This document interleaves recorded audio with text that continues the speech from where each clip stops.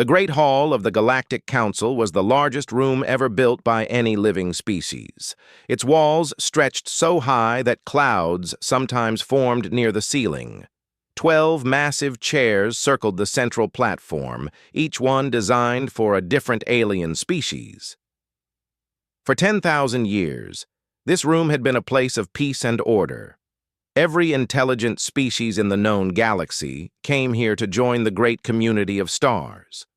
Today was supposed to be a simple day, a happy day. A new species had been discovered, and they were about to receive their official welcome into galactic society. Counselor Vethras sat in the largest chair.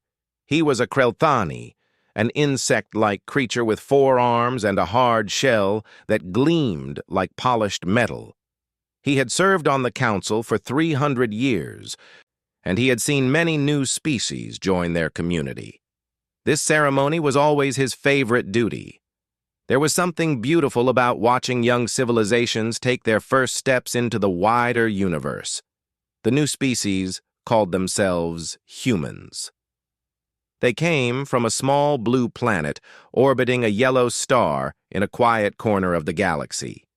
Just 6 months ago, they had built their first ship capable of traveling faster than light. A Valorian merchant vessel had found them almost immediately, and now here they were, standing before the council. The 2 human ambassadors looked so small in the Great Hall. The male was called Daniel Wright. He had brown hair and a friendly smile that never seemed to leave his face. The female was Katie Simmons. She stood straight and tall like a soldier, but her eyes were curious and warm. They both wore simple gray uniforms with a blue and green symbol on the chest, which they said represented their planet. Vethras found them charming. They seemed so excited to be here, looking around at everything with wonder in their eyes. The female, Katie, had actually waved at one of the Mintharian guards when she entered. The guard had been so surprised that he almost dropped his weapon. "Welcome, representatives of Earth," Vethras announced, his voice echoing through the hall. "You stand at the beginning of a great journey. Today, you will receive your official designation in the Galactic Registry. This is an ancient tradition, dating back to the first ones who mapped the stars long before any of us existed." Daniel Wright stepped forward and gave a small bow. "Thank you, Counselor. This is an incredible honor for our people. We've dreamed of meeting other intelligent life for thousands of years, to finally be here, to know we're not alone in the universe." He paused and smiled wider. "Well, it means everything to us." Several council members made sounds of approval. The Vellani counselor, a gentle creature made of floating pink light, pulsed warmly at the human's words. Even the stern Torathi counselor, an amphibian with cold black eyes, seemed to relax slightly. The ceremony continued with the traditional exchange of gifts. The humans had brought samples of art, music, and food from their world. Vethras was particularly impressed by a painting that showed their planet as seen from space. It was mostly blue, with swirls of white cloud and patches of green and brown. A beautiful world. Katie Simmons explained each gift with obvious pride. "The music is from many different cultures on our planet," she said. "We have thousands of different languages and traditions. We thought you might like to hear some of them." "Thousands of languages?" the Shorath counselor asked. She was made of living crystal, and her voice rang like bells. "On one planet? How do you communicate with each other?" "Sometimes we don't," Katie admitted with a small laugh. "It causes problems, but we're getting better at understanding each other." The council members exchanged glances. Most planets developed one dominant language fairly quickly. The idea of thousands existing at once was unusual, but not alarming. Every species had their quirks. Finally, it was time for the naming ceremony. An ancient Mintharian named Orcs shuffled forward. carrying a scroll made of material that was older than most stars. Orcs was the official keeper of the First One archives. His people lived for over 1,000 years, and Orcs himself had performed this ceremony more times than anyone could count. The First Ones mapped every world in the galaxy millions of years ago, Orcs explained to the humans, his voice thin and dry like rustling leaves. They gave each world a true name, a cosmic designation that reflects its place in the universe.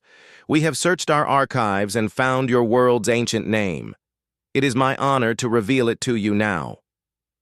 Daniel and Katie watched with excited curiosity as Orcs carefully unrolled the scroll. The material was covered in strange symbols that seemed to shift and move in the light. Oryx's 7 eyes scanned the document. For a moment, nothing happened. Then his pale blue skin began to turn white. His thin hands started to shake. The scroll slipped from his fingers and fell to the floor with a soft sound that seemed impossibly loud in the sudden silence. "This cannot be correct," Oryx whispered. Vethros leaned forward in his chair. "Archivist Oryx, is something wrong?" Oryx didn't answer. He simply stood there, his 7 eyes wide and his body trembling. Around the hall, the other council members were growing concerned. The Krelthani guards shifted nervously, their antennae twitching. "Perhaps there is an error in the translation," Vethros suggested calmly. "These things happen. The First One language is difficult to read." Oryx finally looked up at the High Counselor. In his 1,000 years of life, the old Mintharian had seen wars, plagues, and the rise and fall of empires. Nothing had ever made him look this frightened. "There is no error," he said. "I have checked it 7 times. The coordinates match perfectly. Their world, their planet." He swallowed hard. "Their planet is Sanctuary." The word hit the council like a physical blow. The Shorath counselor's crystal body flickered violently. The Torathi counselor stood up so fast that his chair fell over. The Vellani counselor's light turned from pink to a fearful, pale yellow. Daniel and Katie looked at each other with confusion. They didn't understand what was happening. Why had one word caused such a reaction? "We need to recess immediately," Vethros said, his voice carefully controlled. "Ambassador Wright, Commander Simmons, please follow our guards to the guest quarters. There is a small administrative matter we need to resolve." "Nothing to worry about." As the confused humans were led away, the great doors of the council chamber slammed shut behind them. The sound echoed through the hall like the closing of a tomb. Inside, 12 of the most powerful beings in the galaxy sat in terrified silence, and the ancient scroll lay on the floor between them, its terrible truth now revealed. The moment the doors closed, chaos erupted in the council chamber. Counselors who had been friends for centuries began shouting at each other. The Torathi ambassador knocked his chair across the floor. The Shorath counselor's crystal body was flashing so many colors that it hurt to look at her. Even the gentle Vellani, beings known throughout the galaxy for their calm nature, had turned a deep, angry red. Counselor Vethros slammed his 4 fists against his chair, making a sound like thunder. The room fell silent. "Control yourselves," he commanded. "We are the leaders of the galactic community. We do not panic like children." But even as he spoke these words, Vethros felt the cold grip of fear in his own chest. Sanctuary. Of all the names in the First One archives, of all the possible designations in the galaxy, why did it have to be that one? "Run the translation again," demanded Counselor Irilex of the Torathi. His black eyes were wide, and his blue skin had turned almost gray with fear. "There must be a mistake. The first ones wrote in symbols. Perhaps Oryx read them wrong."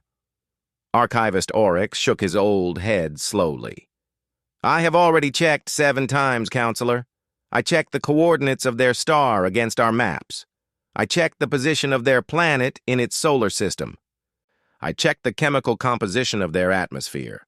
Everything matches perfectly. He picked up the fallen scroll with trembling hands. Earth is sanctuary. There can be no doubt. A heavy silence fell over the chamber. Every species in the galaxy knew the legends of Sanctuary. Parents told their children about it to frighten them into behaving well. Military schools taught about it as a warning. Religious groups spoke of it as a place of evil. No one had believed it was real. Everyone thought it was just a story. "Tell us exactly what the archives say," Vethris ordered. "All of it. Leave nothing out." Oryx walked to the center of the chamber where a holographic projector stood. He placed his thin hands on the controls and began to read from the ancient records, his voice shaking with every word. The first ones existed millions of years before any current species. They were scientists, explorers, and creators. They traveled the entire galaxy and mapped every world. For most of their history, they were peaceful. But then, they went to war. The holographic display showed images reconstructed from ancient data. The first ones had been tall and elegant, with silver skin and large eyes. They built beautiful cities and amazing machines. But the later images showed darkness and fire. "We do not know who they fought or why," Oryx continued. "The records from that time are damaged. But we know they were losing, badly. So they began a desperate project. They wanted to create the perfect weapon, the ultimate soldier, a species that could win any war." Counselor Melvera of the Shorath spoke up, her voice ringing with crystal clarity. "The legends say they failed. They say the first ones destroyed their creations before they could spread. The legends were wrong," Oryx said simply, "or perhaps they were lies, meant to make us feel safe." He pulled up more records on the display. The images showed a small blue planet orbiting a yellow star. Earth. Sanctuary. The two names now meant the same thing. The first ones chose a world in a quiet, empty region of space. They seeded it with life forms, designed for one purpose: survival.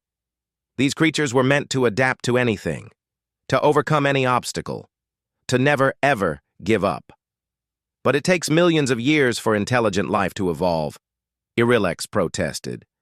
Even if they started the project, surely it didn't succeed. Oryx looked at him with sad, tired eyes. The first ones were patient and very, very good at what they did. They designed the basic life forms and set the rules of evolution. Then they waited. They watched their experiment from afar as species rose and fell on Sanctuary. Each extinction event only made the survivors stronger. Each challenge only pushed them to adapt faster. The display showed a timeline of Earth's history, pulled from humanity's own records that they had shared during the gift exchange. Asteroid impacts, ice ages, supervolcanoes, mass extinctions. Again and again, life on Earth was nearly destroyed, and again it came back. "The first ones eventually disappeared," Oryx said. "We do not know if they won their war, lost it, or simply died out. But before they vanished, they left warnings for any species that might come after them." He changed the display to show ancient First One text, then translated it slowly. "Let no traveler approach the world called Sanctuary. What grows there knows only survival. What evolves there learns only war. The children of Sanctuary will have no mercy, for mercy was never given to them. They will have no fear, for fear was burned out of them over 1,000,000 generations. When Sanctuary's children reach the stars, the time of peace in the galaxy shall end." The words hung in the air like poison. "The first ones were so afraid of their own creation that they erased Sanctuary from all maps," Oryx finished. They made the entire region of space forbidden. They hoped that whatever evolved there would never be found. Counselor Vethras thought about the two humans waiting in the guest quarters. Daniel Wright with his friendly smile. Katie Simmons with her curious eyes. They had seemed so harmless, so normal, so nice. Perhaps the experiment failed, the Villani counselor suggested hopefully. His light had faded to a pale, sickly color. Perhaps the creatures that evolved are not what the first ones intended. Archivist Oryx turned off the holographic display. We have their records, counselor. Their own history, their own stories, their own data. I have spent the last hour reviewing it. He paused, and when he spoke again, his voice was barely a whisper. The experiment did not fail. If anything, it succeeded beyond the first one's wildest expectations. He began to list what he had found, and with each fact, the Council's fear grew deeper. Humans were not the only intelligent species that had evolved on Earth. There had been others, stronger others. The humans had destroyed them all. They were now the only ones left, the ultimate survivors of a world designed to create ultimate survivors. Their bodies could repair damage that would kill any other species. Their minds could adapt to any situation. They had survived ice ages, plagues, and disasters that had wiped out 90% of all life on their planet, and every single time, they had come back stronger than before. The first ones wanted to create the perfect survivor, Oryx said quietly. They succeeded, and now those survivors have built starships. In the guest quarters, far from the terrified council, Daniel Wright and Katie Simmons sat in comfortable chairs, drinking alien tea and wondering what was taking so long. Maybe it's just bureaucracy, Daniel suggested. Every government has paperwork problems. Katie nodded and took another sip of the strange purple liquid. It tasted like honey and flowers. She had no idea that just a few rooms away, 12 alien species were trying to decide whether or not to destroy humanity before humanity could destroy them. For the next several hours, every scientist, military expert, and researcher available to the Council worked on a single task: learning everything they could about humans. Ships were sent to observe Earth from a safe distance. Databases were searched. The cultural information that the humans had shared as gifts was analyzed in extreme detail. The more they learned, the worse it got. A Valorian biologist named Kress was the first to present his findings to the Council. The Valorians were reptilian creatures covered in green scales, and they were known throughout the galaxy as experts in the study of alien life. Kress was considered one of the best in his field. When he entered the council chamber, his scales had turned a sickly pale color. "I do not know where to begin," he said. "Everything about human biology is terrifying." He activated the holographic display and showed an image of a human body. It looked so simple, so fragile. 2 arms, 2 legs, soft skin with no protective shell or scales. "Do not be fooled by their appearance," Kress warned. "They may look weak, but they are anything but." He began to explain. Humans were persistence predators. Most predators in the galaxy killed their prey quickly with speed or strength. Humans did something far more horrifying. They chased their prey for hours, sometimes days, never stopping, never resting, until the prey collapsed from exhaustion. Then they walked up to it and killed it. "Their bodies are designed for endless movement," Kress said. "They can travel incredible distances on foot without rest. They sweat to cool themselves, which almost no other species can do. They simply refuse to stop." Counselor Irilex felt sick. His species, the Torathi, were ambush predators. The idea of prey that just kept coming, no matter how far you ran, was the stuff of nightmares. "It gets worse," Kress continued. When humans are in danger, their bodies produce chemicals that make them faster, stronger, and more resistant to pain. They call it adrenaline. For a short time, a frightened human becomes far more dangerous than a calm one. He showed data about human injuries and healing. Humans could lose limbs and survive. They could lose organs and survive. They could lose nearly half of their blood and still keep fighting. Their bones, when broken, healed stronger than before. Their immune systems learned from every disease and became better at fighting new ones. But perhaps the most disturbing finding, Kress said slowly, is what they eat and drink for pleasure. He displayed a list of substances that humans consumed voluntarily. Ethanol, a toxic chemical that damaged brain cells. Caffeine, a stimulant that would stop the heart of most species. Capsaicin, a chemical that plants produced specifically to prevent animals from eating them. Humans ate all of these things regularly. They enjoyed them. They drink poison for fun, Kress concluded. They eat pain for entertainment. I do not understand how they are still alive. The next presentation came from a military analyst, a Krelthani officer named Voss. His shell was scarred from many battles, and he was not easily frightened. Today, his antennae trembled as he spoke.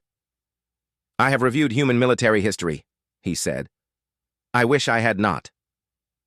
He displayed a timeline of Earth's major conflicts. The list seemed to go on forever. Wars over land, wars over resources, wars over ideas, wars over religion. Humans had been fighting each other constantly for their entire recorded history. What makes this truly alarming, Voss said, is that these wars did not weaken them.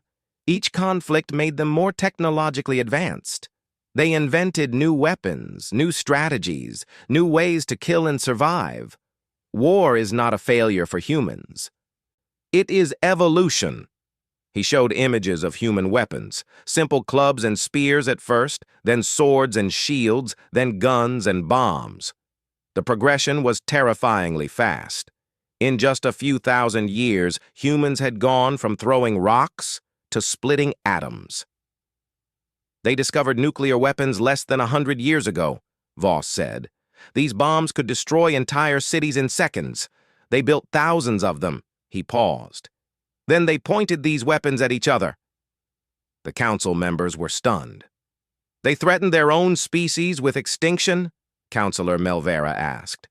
Over political disagreements? Yes, multiple times. They came very close to destroying themselves. But they didn't. Voss shook his head in disbelief.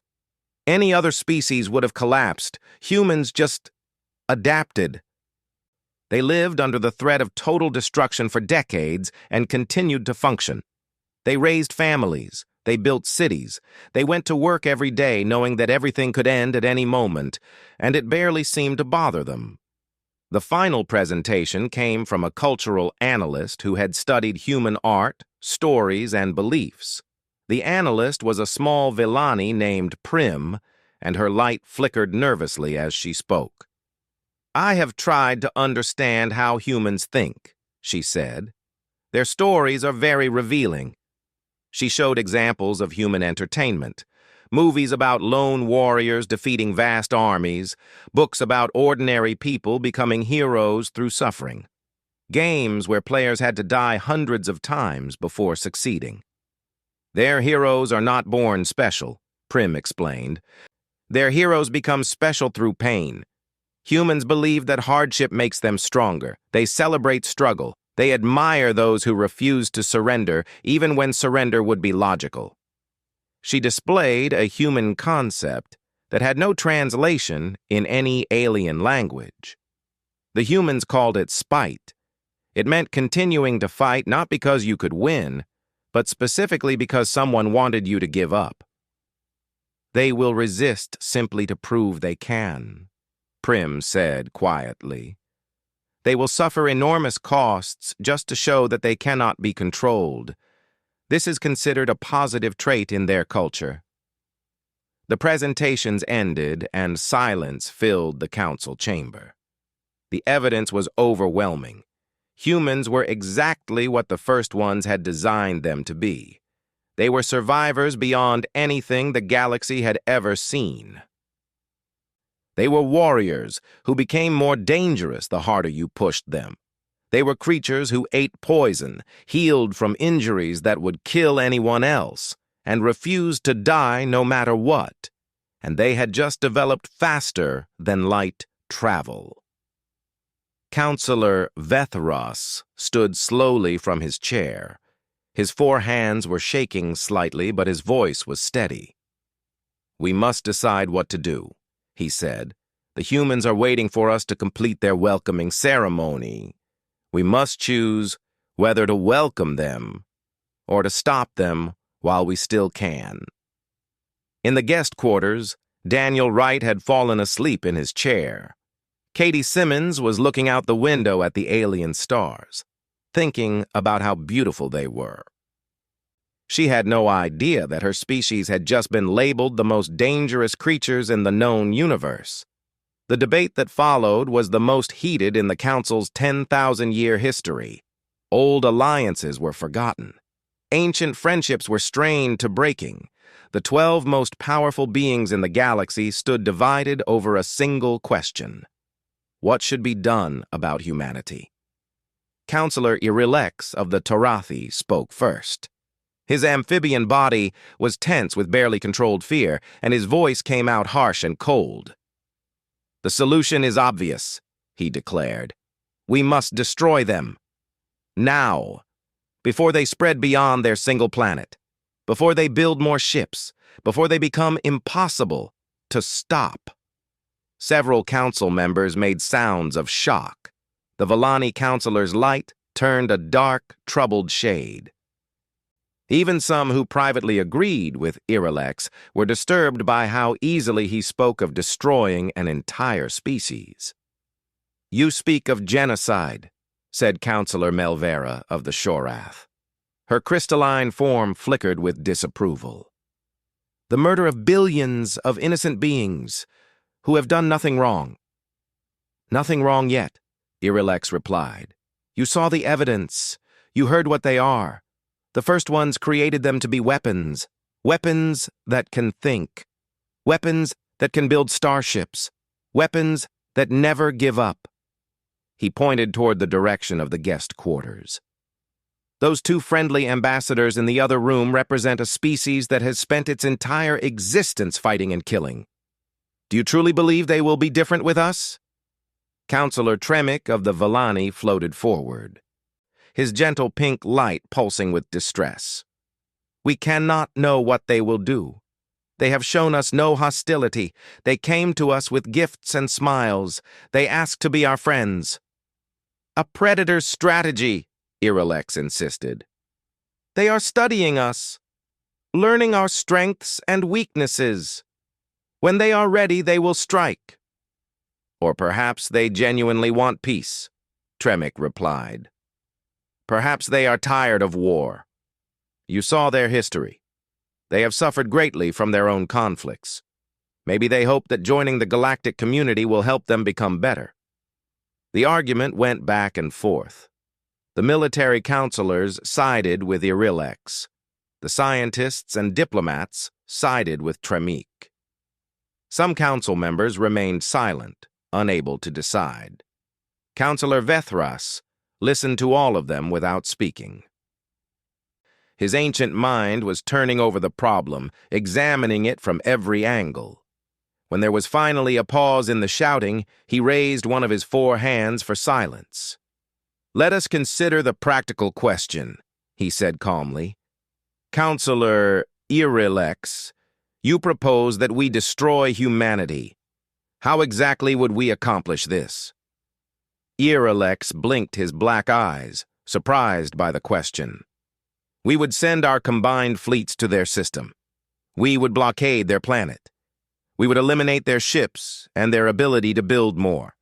If necessary, we would destroy their world from orbit.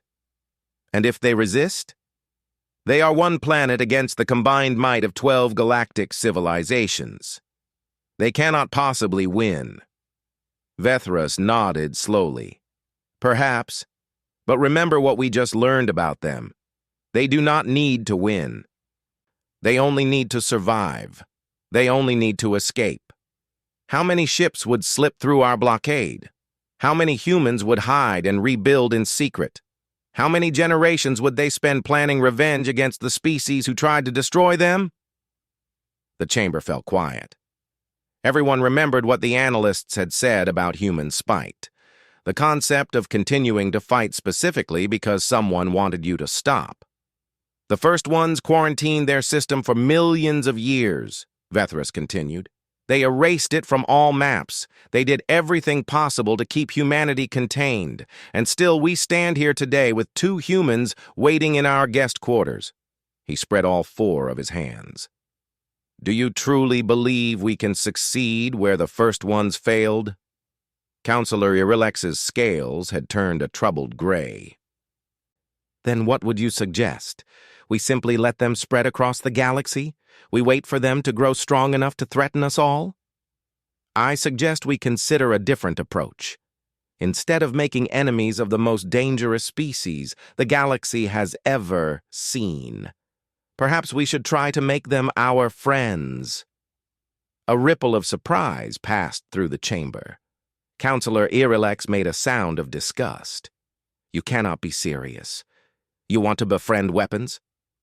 I want to recognize reality, Vethras replied.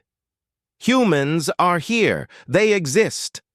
We cannot change that. We cannot destroy them without risking everything, so we must find a way to live with them. He walked to the center of the chamber and activated the holographic display.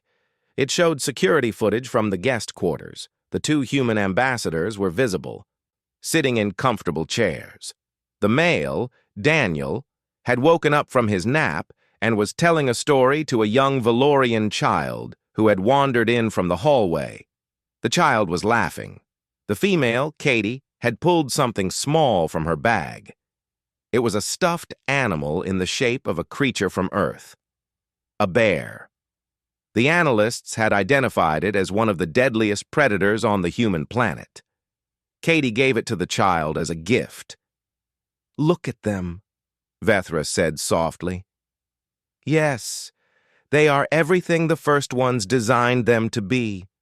They are survivors. They are warriors. They are impossible to kill. But look at what they choose to do with these abilities. On the screen, Daniel was teaching the Valorian child a simple game: rock, paper, scissors. He was deliberately losing, making exaggerated sounds of disappointment every time the child won. The child was delighted. They could be conquering, Vethras said. They could be fighting. Instead, they are playing games with children and giving away toys. Counselor Melvera stepped closer to the display, her crystal form reflecting the image. The stuffed animal, the bear. On their world, this creature kills hundreds of humans every year, but they turned it into a symbol of comfort for their young. Because that is what humans do, Vethras said. They take the dangerous and make it safe. They take the frightening and make it friendly. They have done it with countless predators on their world. Perhaps they can do it with themselves as well. The chamber was silent as the council members watched the footage. Daniel Wright had started a new game now. He was making funny faces, and the Valorian child was copying him. Katie was watching with a small smile on her face. They have every reason to be violent, Tremik said slowly. Their world tried to kill them. Their own species tried to kill them. By all logic, they should have become monsters. His light flickered with wonder. But they didn't. They learned kindness. They learned to make friends. They learned to hope. Or they learned to pretend, Irilex said, but his voice had lost some of its certainty. Counselor Vethras turned off the display. Tomorrow we must make a decision. But I ask all of you to consider this. If we attack humanity, We will confirm everything they fear about the universe. We will prove that they were right to build weapons, right to be suspicious, right to fight. We will create the very enemy we are trying to prevent." He walked back to his chair and sat down heavily. "But if we welcome them, if we show them friendship and trust, we might just give them something they have never had before. A reason to stop fighting. A reason to believe that the universe is not their enemy." He looked around at his fellow counselors. "The first ones designed them for war. We have a chance to give them peace." The debate continued late into the night. But something had changed. The fear was still there, but it was mixed now with something else. Something that might have been hope. In the guest quarters, Daniel Wright finally beat the Valorian child at rock, paper, scissors. The child demanded a rematch. Daniel smiled and held out his fist again. The next morning, the great doors of the council chamber opened once again. Daniel Wright and Katie Simmons were escorted inside, this time without the smiling guards and cheerful ceremony of the day before. The atmosphere had changed. Something heavy hung in the air. Daniel noticed immediately. His friendly smile faded as he looked around the room. The council members were watching them with an intensity that made his skin prickle. Some of them looked afraid, others looked curious. A few looked at them the way you might look at a wild animal that had wandered into your home. "Is everything all right?" he asked. "You mentioned there was an administrative issue?" Counselor Vethras rose from his chair. The old Krell Thani looked tired. He had not slept at all during the long night of debate. The council had finally reached a decision just before dawn, and now it was time to carry it out. "Ambassador Wright, Commander Simmons," he said, "we owe you an explanation and an apology." Katie straightened her back, shifting into a more formal posture. Something was wrong. She could feel it. Every instinct she had developed during her years of military service was screaming at her. "We did not delay your ceremony because of administrative problems," Vethras continued. "We delayed it because we discovered something in our ancient archives, something about your world, something that frightened us very badly." The holographic display activated, showing the ancient First One scroll. Daniel and Katie watched as strange symbols floated in the air before them. Millions of years ago, before any species in this room existed, there was a civilization called the First Ones. They mapped every world in the galaxy and gave each one a name. Your world, Earth, was given a name as well. Vethras paused. Around the chamber, several counselors held their breath. Your world was named Sanctuary, and in our oldest legends, Sanctuary is a place of great terror. Over the next hour, Vethras told them everything. The First Ones and their desperate war. The project to create the ultimate survivors, the seeding of Earth with life designed for one purpose: to evolve into weapons. The warnings left behind about the children of Sanctuary and the destruction they would bring to the galaxy. Daniel and Katie listened in silence.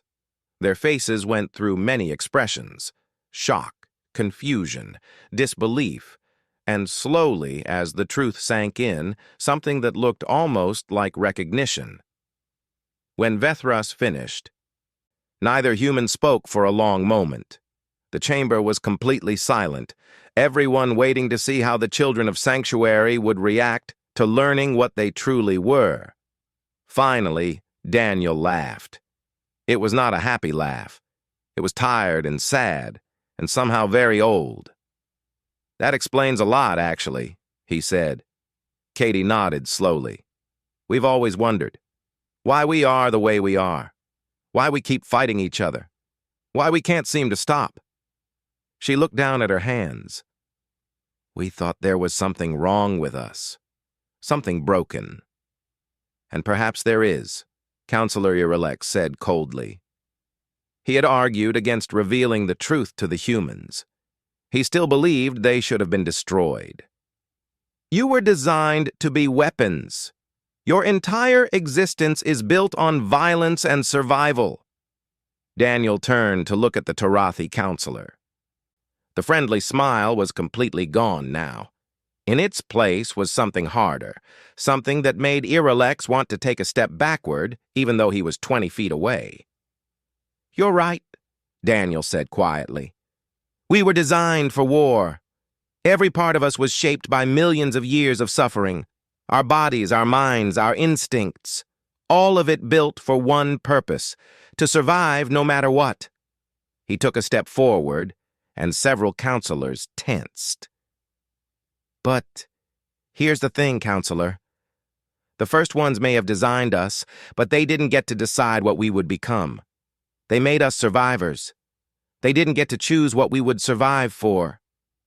Katie stepped up beside him. "Every generation of humans has been a little better than the one before, a little kinder, a little more willing to help strangers. We build more than we destroy now. We create more than we kill. We're not perfect.